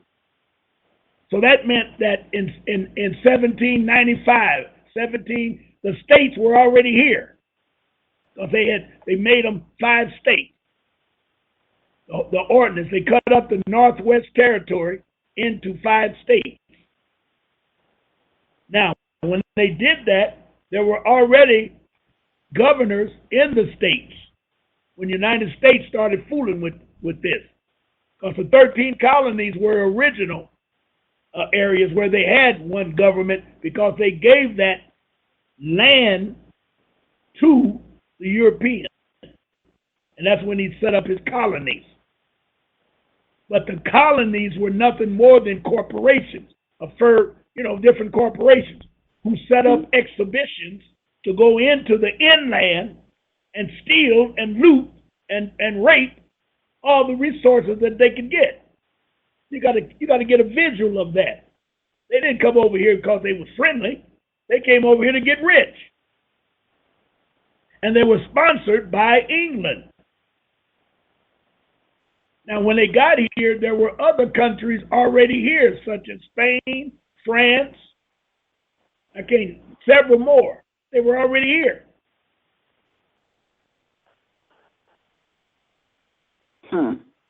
So I'm still stuck on what I'm going to call myself. Well, the first thing you need to do is get with your elders that are alive in your family. Find out exactly where they are living or lived, past tense. Then you would take, all right, now you would go to your 5 civilized tribes and find out which one of them was in the Georgia area. And I believe it was the Choctaw, who belonged to the Iroquois Confederation. So you got to get that visualized in your head. Because I love that cowboy stuff. I got it. I got it right up in my noggin. I can figure it out quick. Those 5 civilized tribes, the Europeans only gave them 5 names. Iroquois, I can't call them all. Cherokee, and you have to ask the question, where was the Apache that kicked everybody's butt? Where was the Navajo? Where was the Somalian? Not Somalian, what do they call that thing? Seminole. Where was the Seminole? They all came under these different titles, these 5 noble titles, El, Bay, Day, Ali, and Al. They all came under that. Now that's confusing. It wasn't just one tribe, one civilized tribe. They should have called it the civilized nations. That's what they should have said, or the civilized confederation. Now, what about? All right, go ahead. What about if your mama is from one tribe and your daddy is from another, like daddy from Mississippi, mama from Georgia? So you saying all of them was together? You came from your mama, and I've been telling you about Big Mama. Right. So you need to be concerned where your mama was from. Mama come. Okay, gotcha. Later for your pappy, find out where your mama's from, then find out where her mama was from, and work that back, and then you'll find you was in a certain area. I know my area is in Jackson County, Tennessee. Okay. And now it's called Jacksonville, Tennessee, and the county, I think, is Monroe County. Somebody told me. I'd love to go down there and just do a little research, go in the books, and see if there's any marches there. But see, Marches was my daddy's name, and my mama's name was different. Now, my grandfather and grandmother both lived in that Jackson County. One of them lived on, Granny was black, and Grandpa was old Peckerwood looking dude. So he lived in the good side, and Granny was on the bad side. And they got together and fell in love, and that's how it started. But they both were down there in that area. So you would probably have to go to your grandparents or your great-grandparents, I don't know your age, but in order for them to meet, how did they meet and where did they meet, that type of thing. But see, my grandmother, they burned down that whole town, Sumter, Georgia. They burnt down that place, and you can't find nothing. They burnt down the records. And... All right. Well, I tell you this. I know it's in a county, and or the Secretary of State, you need to go there and start doing some research. Okay. You know, and if they burn it down, I would not be surprised if you didn't have land in that area. That's why they burned it down. Exactly. So they, I bet and they got. It's not even us there anymore. Is the Europeans there? Yeah. Okay. Then you're going to find out, like a brother up in where is he from? Maryland. They love to tell me that when they go down south, they find out that the Peckerwoods that's on the land got the same names as the black people, their aunts and uncles back up in Maryland, in other areas of the city. They did that in order to take your land, and nobody knows it legally. They would name their children the same as the other children. You follow what I'm saying? Yeah. So when they took the land, it would still be in your name or their names. Mm-hmm. Oh, look what they did to Detroit. That's enough right there to make you want to cry. Yes. You know what I mean? They're still doing it. We're in the process now. Yeah, that's right. That's right. Well, I got a lot of more information on what we're talking about today, and I may talk to you, and because I'm looking at right now. Listen to this. I'll do it real quick. This is a United States Supreme Court case that they tried to hide. The United States Supreme Court of the United States in 1795. Inasmuch as every government is an artificial person, an abstraction, and a creature of the mind only, a government can take interface only with other artificial persons. Now that's so heavy, it knocks out. See that the Clearfield Doctrine, which they passed in 1938, 1942. I just read earlier. It came from this. It came from this law that was in place in 1795. And I'll say it again. Listen to this. Inasmuch as every government is an artificial person, an abstraction, and a creature of the mind only, a government can only interface with other artificial persons.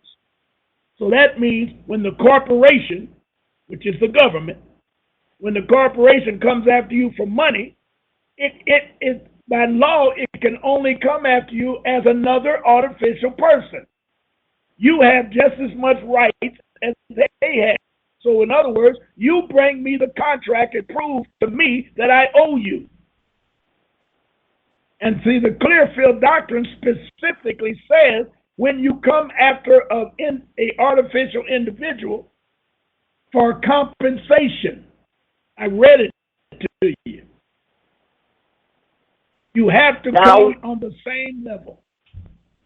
Now, yes, what is this that they just passed, or what, a year ago or something, about corporations are a person now?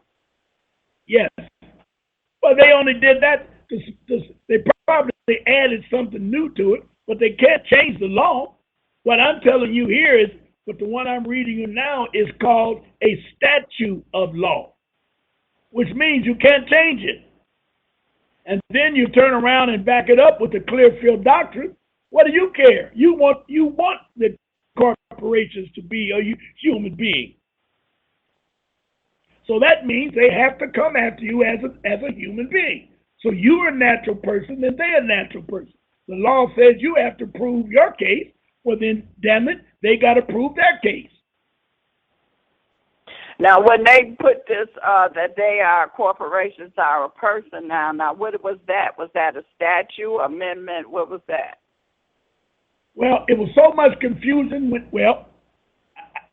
I didn't even look at it. I was so glad they did it, and everybody was so upset. I was so busy trying to explain to people that that's the best thing that could ever happen, because now you are one-on-one, uno, with the corporation, so they got to prove that you have a contract. And corporations cannot talk, they cannot write, they cannot drive a police car, they can't do a damn thing.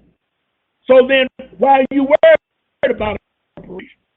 You need to learn, take that law with you when you go to court, so that you can tell the judge, wait a minute, according to 1795 and according to 1942 or 38, whatever year it was, they got to come in here like I come in. They can't send this lawyer in here. Get this chump out of here. He has nothing to do with my affairs. I want to see General Motors. I want to see Sears and Roebuck. I want to see Kmart. They can't bring them because they don't exist. I'll read it again. You didn't get it. This is a Supreme Court case that they try to hide. United States Supreme Court of the United States in 1795 said this: inasmuch as every government is an artificial person, an abstraction, and a creature of the mind only, a government can interface only with other artificial persons. Now, we can support Zaire, because Zaire said as long as you are a public person, they can do anything to you, and they can interface with you because you're a corporation and they're a corporation. But once you get your birth certificate in place, you become a private citizen. It's almost like putting a coat on. You were Casper the Friendly Ghost, but now you put a coat on, they can see you because you have authenticated your birth certificate. It makes sense? It makes sense. But I could just see some legal person want to argue with that new statute law, whatever they came up with that the corporations are a person. I could just see that. But I understand what you're saying. You're saying that we are private citizens or private corporation. You need to learn the art of argument, or you need to keep your mouth shut and just read what I just read and keep your mouth shut. The hell with him bringing all that trash up. And once you get into the debate with him, you're losing as soon as you get to the debate. In the debate, you're losing. Oh, yes. Huh? Because it only has truth in what you put in it, because I just told you it don't exist. This is the law they've been trying to hide. You know what I mean? I got a caller. Let's see if we can stay on the air here. Let me see if I can get this caller. Okay. Area code 586-3749. Do you have a question or a comment? Just listening in, enjoying the show. All right, buddy. I appreciate your call. I got one more, Beth. Okay. Area code 413-3318. Do you have a question or comment? Yes, sir. Great day to you, man. It's an awesome show that you brothers got going on. I love the conversation that you're bringing. I just want to say this to you, big brother Ron. The word clearinghouse, that's where they put all those contracts.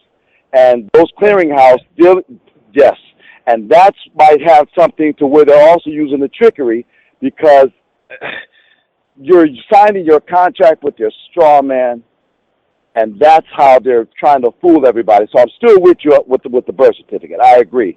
But like you said, that corporation cannot take the stand, but they're using your signature as you use the contract to whatever you might use for commerce. So where do they put the original contract? They put them in a clearinghouse out of sight, and that's where they can do all their bidding. That is the SEC. That's all the future tradings and things of that nature. So you definitely you on it, brother. You're talking good. And for our sister Bev, you know, when she said Georgia, she made me smile. That's what my dear one is. That's where my queen is from. And I look at myself as a Choctaw. But we found out that she has a birthright going all the way back. She's finding signatures all the way up to 1872, and she would be Cherokee. So the majority of them is in Cherokee of the Georgians. The Creek would be the Virginia. That's what they call them: Upper Creek, Lower Creek, Middle Creek.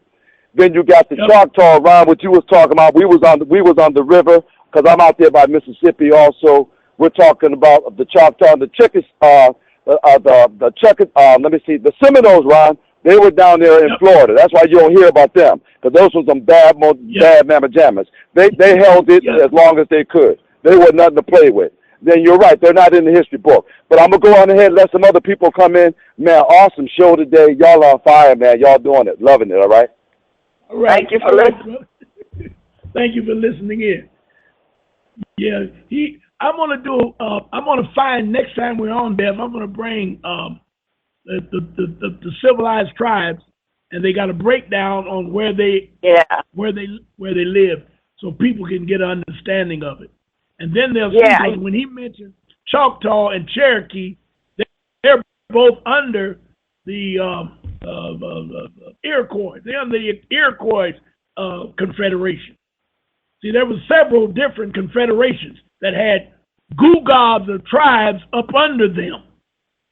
You dig it? Now, when you go out in Minnesota and the Dakotas and the North and South Dakota and what else is out there? Wyoming, you got tribes upon tribes, because a tribe is nothing more than a family. Mm-hmm. And Big Mama ran the family. It's simple. It's not difficult. Big Mama ran the family. And Big Daddy was the chief, and his job was to protect a Big Mama. That's what he's supposed to do. She had the land, she was the owner, and he was a protector of her. You dig? Right. So it's simple. Now, when Big Daddy and Big Mama saw that they was going to have some type of catastrophe, let's just say the forest burned up and they needed food, well, they may have had to go into other people's areas to hunt. Well, they got to make an agreement with them. There's got to be some type of pact, some type of contract for them to come in. Now, they may want to change the name from a March tribe. Now they may want to call it the March Beverly D tribe, because we're both in it together. Now we done grow to a huge amount, and we get about 5 or 6 more. Now we can kick ass and take names. If anybody to come in and we don't want them in, we got a little army going for us. That's how that all worked. And then it grew and grew and grew. And then when you get a heavyweight, like we talked about with the Iroquois Confederation, which was founded in 1548, think about that, 1548. When it was founded, they had a whole lot of tribes under them. And the chief owned almost half of America. That's where the landmass that Noble Drew Ali got, and the family tree of Noble Drew Ali came out of that Cherokee tribe, because John Drew was the grandfather of Noble Drew Ali. He was a full-blooded Cherokee. So they all belong to the Cherokees in the South, in the Carolinas, and they also belong to the Algonquin Confederation. It's some deep stuff when you look at it, but it's real simple, because I'm a cowboy freak, and I looked at all that kind of stuff, especially with the movie Broken Arrow, when they bring a lot of that comes out, when they was trying to make treaties with the Peckerwoods, and Jeff Chandler, Chief Co-Chiefs, told the Peckerwoods, I got to bring in the chiefs. I can't make that decision by myself. And they brought in the chief. It was about 50 of them sitting on the hill. Right. They went to talking, and then if you saw the movie, they said, I walk away. I don't want none of this crap. I'm getting out of here. And the leader of that group said he's changing his name. Now you'll call me Geronimo, because I'm kicking ass and taking names. I love it. I love it. I look at it every time. I remember that. Yeah. So anyway, everything's golden. I enjoyed it today myself. And Now, Ron, can you send me enough? You had sent me a copy of that breakdown, because I was looking for it and I couldn't find it. Could you send me it again before you do the show? Okay, and you're talking. Oh yeah, you're talking about the breakdown of the tribe. Yes. Yep. And I'm also going to send out anybody that wants a copy of that email of what CNN refused to put on the air with them women Boy, them women, boy, I know them Europeans were scared to death because they was, woo! Yeah, they said they ready to die. Yep. So anyway, I'll send you a copy of that also. All right. Okay. All right. All right. Till next week. Okay.